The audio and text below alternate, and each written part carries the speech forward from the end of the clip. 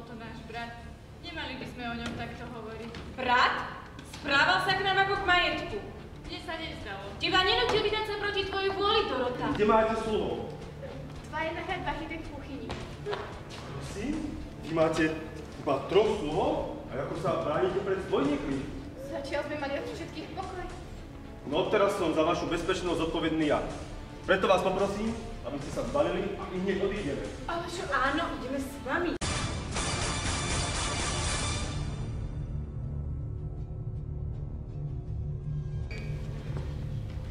Príďte!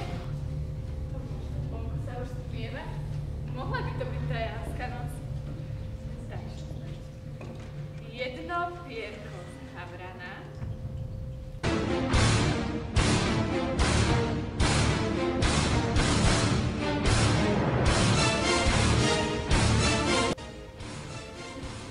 Jedlička. Skoro strieborná.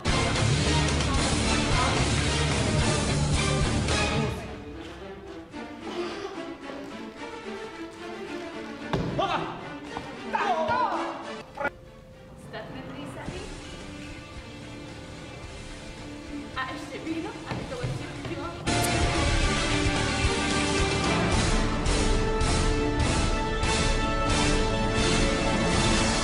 Víno. Presne to teraz potrebujem.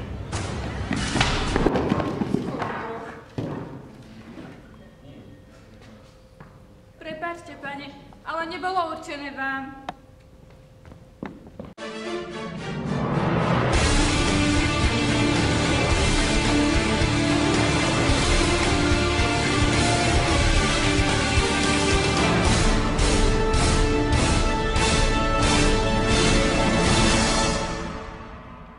A rozhodne viem, že niečo...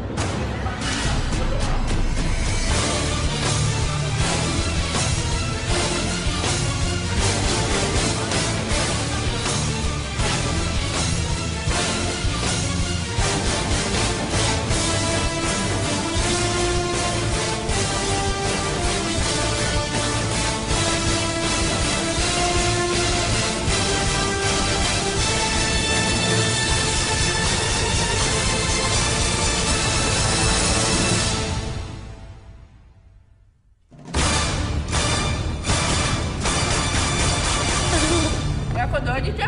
No, Važuj, pekný. Čo vám povie, však dojdete. To je dobré.